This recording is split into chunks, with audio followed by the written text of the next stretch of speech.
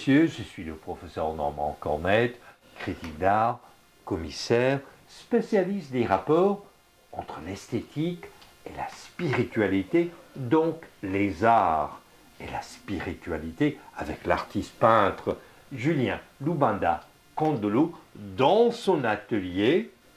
Et vous êtes à l'antenne de Radio Infocité. Et cela dans le cadre de la série d'émissions qui s'intitule À la source, puisqu'on est avec l'artiste lui-même et son œuvre.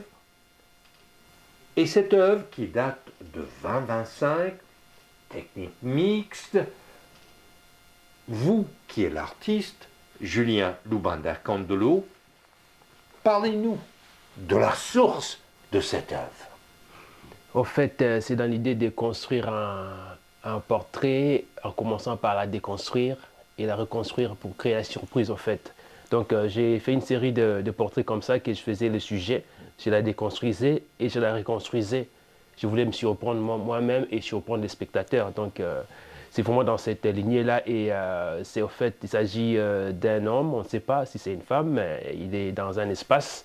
Et la ligne que j'ai remets souvent dans mes œuvres, qui est une ligne horizontale, qui rappelle un peu l'horizon qui sépare entre le ciel et la terre.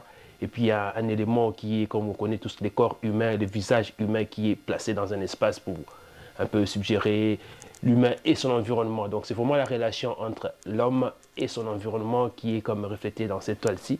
Les matériaux choisis, en fait, c'est des matériaux de recyclage et j'essaye de créer un questionnement en fait, auprès des spectateurs pour aller se questionner par rapport à la société actuelle que nous vivons aujourd'hui, de contraintes, de problèmes actuels, tout ce qu'on vit aujourd'hui, et puis voilà, quoi.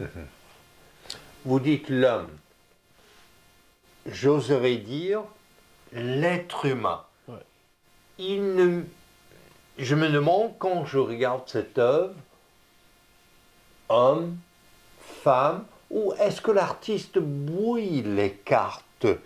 Toujours est-il, je vois qu'il y a là, à mon humble avis, une quête de dépasser les barrières, les limites et de tout, de créer une synthèse vitale.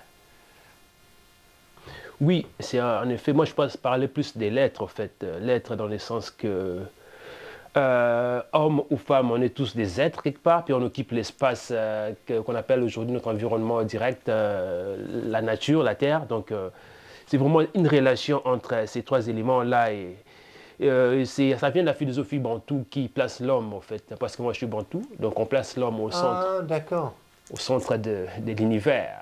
Donc moi c'est vraiment mon art, ma démarche artistique tourne autour de l'homme et de son environnement, tout ce qui se passe autour, et puis tout se mélange et ça crée un questionnement.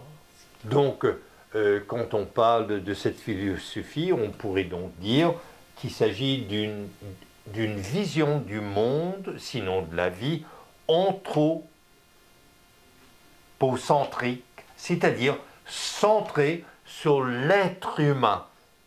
C'est bien cela. Oui, en effet, vous avez vraiment compris. Oui, oui. C'est vraiment ça. Fait que... Et pourquoi le collage, je constate chez vous, dans votre vision créative, dans votre démarche artistique, que le collage est en quelque sorte une approche qui vous importe énormément.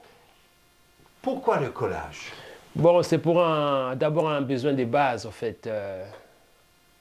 La peur.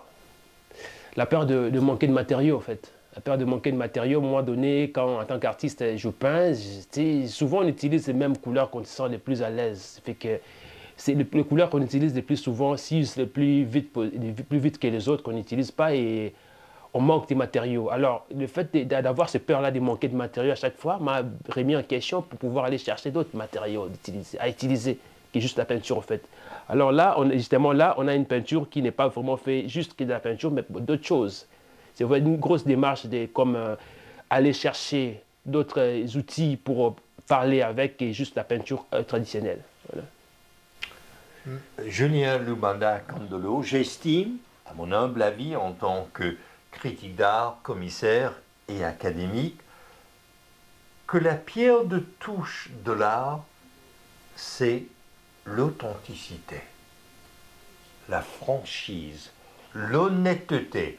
Et vous venez de dévoiler à quel point l'anxiété est une force motrice dans votre vision créative et dans votre démarche artistique.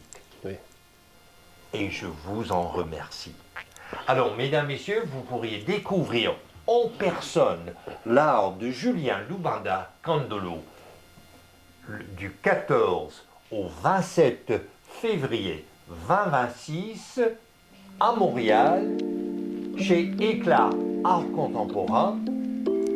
Je suis le professeur Normand Cornette et vous êtes à l'antenne de Radio Infocité.